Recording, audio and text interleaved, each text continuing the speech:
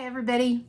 All right, let's get into Unit 5. There's a lot of information in Unit 5. We have Manifest Destiny, Western Expansion, Causes of the Civil War, Slavery, States' Rights. We have events leading up to the Civil War itself, and Reconstruction. There's a ton of information in this unit. It's really big. It's worth 10 to 17% of the overall exam. So you will see questions from this unit on the exam. So let's get into it. All right, so the guiding question for this unit: what factors contributed to the sectional conflict that emerged in the United States from 1844 to 1877? Remember, those dates are important. They're there for a reason. What happened in 1844 that would be the launching point for this unit? Spoiler, it's the election of James K. Polk. James K. Polk ran on a campaign of Western expansion. Western expansion meant, how are those territories going to come in as states? Are they going to be slave states, or are they going to be anti-slave states? That's going to be a big deal. Reconstruction, on the tail end of it, ends in 1877. So this entire time period, slavery is going to be at the root of it, but it also includes Western expansion and that relationship to slavery. So let's get into this. Slide number 1. Explain the causes and effects of Western expansion from 1844 to 1877. You need to know what Manifest Destiny is. You need to look at the economic opportunities that were offered by moving westward. Some people went out west for religious refuge. Some people went out west as a way for the United States to expand trade with Asia. All of those are going to be included in there. So this Western expansion, it's one topic, but there's a lot of little details in there that you need to look for. Think again in terms of political, social, and economic implications. What was going on politically? How did that affect the political landscape back in Washington, D.C.? Economically, why was it important? Socially, we have the slavery issue. Moving on to the next slide, causes and effects of the Mexican War. Think about why the U.S. invaded Mexico or fought Mexico. This is the first unpopular war in American history. So what was it that was going on that made it unpopular, that made people like Abraham Lincoln say, yeah, I don't know that this is a legitimate war. I don't know that we want to do that. And then the effects of the Mexican-American War. Again, it's getting into these new territories acquired from the Mexican Cession. Are they going to come in as slave states, or are they not going to be slave states? And that brings up this whole series of compromises that had been in play over and over and over again regarding slavery. How are they now going to play out in the territories acquired from the Mexican War? Explain the similarities and differences in how regional attitudes affected federal policy in the period after the Mexican-American War. What are we going to do about this territory acquired from the Mexican Cession? Are we going to allow slavery or not allow slavery? Attempts to compromise over this slavery issue. This has been the pattern in American government, to continue to compromise their way through slavery. The Compromise of 1850, some parts of it can choose for themselves whether they want to allow slavery or not. Make sure you know the term popular sovereignty. That's important. It applies specifically to this period. Other territories are going to come in as free, and hopefully that would keep that balance of power equal. But what other pieces of the Compromise of 1850 are going to be necessary in order for that compromise to get passed back in Congress? The next one, how did regional differences related to immigration and mainly over slavery cause tension in the years leading up to the Civil War?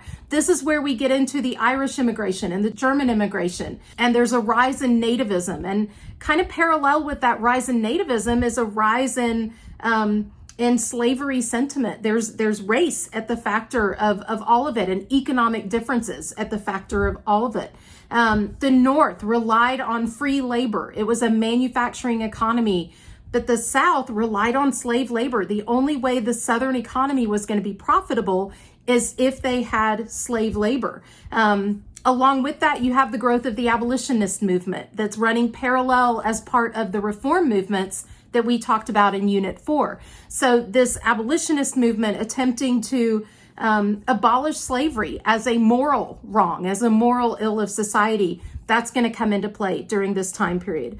Also, make sure you know the significance of the novel Uncle Tom's Cabin by Harriet Beecher Stowe. It's going to be critical as a cultural piece that's going to influence political legislation and political action in terms of putting a moral spin, a moral face on this horrible issue of slavery, and really waking people up around the world to how evil it is and how awful it is. Think about the causes of the Civil War, political causes of the Civil War.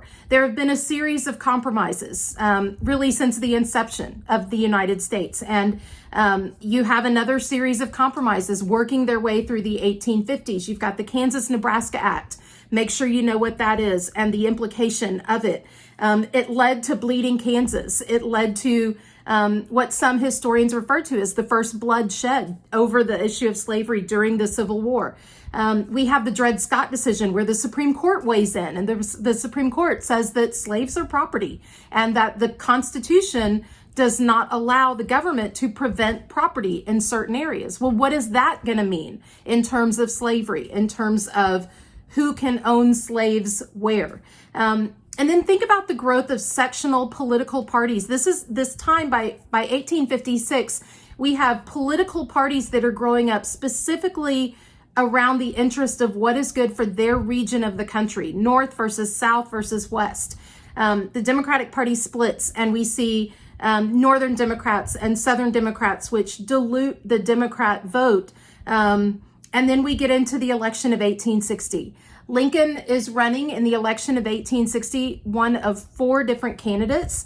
He ended up winning without any Southern votes. And because of that, because you now have a president who ran on a free soil platform, not allowing slavery in the new territories as they came into the United States, Southern states believed that they had no choice but to secede from the Union. Through the course of the war, eventually the Union wins. The Union wins by 1865. What are the factors that contributed to the Union victory? What were the pros and cons for each side? The Confederates had the leadership of Robert E. Lee consistently throughout the course of the war. They were fighting on their home soil for their own way of life.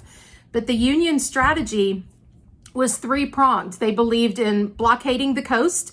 They believed in controlling the Mississippi River, kind of splitting the Confederacy in half, and then eventually capturing the Confederate capital at Richmond. The Union had the advantage of money. They had the factories, they had the railroads, they had the ability to equip their soldiers, re-equip their soldiers. When the surrender finally happened, think about what went into that. How did Lincoln's leadership during the Civil War impact American ideals? Lincoln didn't go into the Civil War to abolish slavery. He believed that preservation of the Union was most important. By 1863, January of 1863, he issued the Emancipation Proclamation. And the Emancipation Proclamation was putting a moral face to this war. The Emancipation Proclamation, it didn't free all the slaves. He freed the slaves in the Confederacy that had already seceded. By the end of the war, Lincoln was portraying the struggle against slavery as American democratic ideals. This is the fulfillment of what it means to be American, that we are a nation of democracy and freedom and protection of individual rights. And so you see that transition throughout the war. At the beginning, Lincoln's trying to preserve the Union. By the end of it, it's about making America a better nation for all people. The period after the Civil War, rebuilding the country, is called Reconstruction. It lasted from 1865 to 1877, and it is a physical reconstruction of the South. It is rebuilding buildings, rebuilding roads, rebuilding railroads, putting the country back together. But it's also a political reconstruction and a social reconstruction. We have to rebuild this nation as a divided people. How do we bring everybody back together again and fight as Americans, live as Americans, not as Union or Confederate? You want to think about the changing relationship during Reconstruction between states and the federal government. The war was fought by Southern states trying to keep their power to own slaves. That's a states' right issue, according to Southerners. The federal government, the national government under Lincoln, quashed that, said, no, that's not going to work. But you still have this resentment. You still have this belief in state power versus federal power. And we think that that was resolved. it hasn't been resolved. We're still seeing that today. We also see a challenge in the relationship between Congress and the president. When Lincoln was assassinated in April of 1865, right at the end of the Civil War, 1 week after the war had ended, all of a sudden, Andrew Johnson is the new president. And Abraham Lincoln's plans for his reconstruction of the country went out the window. And now you have a president who came in through the assassination of his predecessor, but you also have a Congress. And Congress, keep in mind, is made up of people only from the North. You don't have Southern congressmen back yet. And so the Congress is very much in favor, or a group of them anyway, the radical Republicans are in favor of punishing the South, of making it hurtful. You lost this war, we're going to make you pay. There's debate over the passage of the 13th, 14th, and 15th Amendments. You have to know those. They're collectively called the Reconstruction Amendments. The 13th Amendment abolished slavery. The 14th Amendment granted citizenship to all African Americans. That includes rights of American citizens. And then the 15th Amendment gave the vote to African American males. It led to a brief window of political equality for African American males in the South. They were voting. We had black congressmen. We had a couple of black senators. But while Reconstruction was going on and the South was militarily occupied by the Union forces, Reconstruction ideals were protected. When Reconstruction ended in 1877, all that protection is pulled out. So how and why did Reconstruction result in continuity and change in both regional understandings of what it meant to be American, as well as national understandings of what it meant to be American? When Reconstruction ended, African Americans were given their freedom. Slavery was no longer an option, but African Americans were still stuck in the South. They were still in poverty. They were still discriminated against. We see the beginning of Jim Crow laws that legalize segregation, that are basically put in place to target African Americans, to keep them essentially in a position of subordination.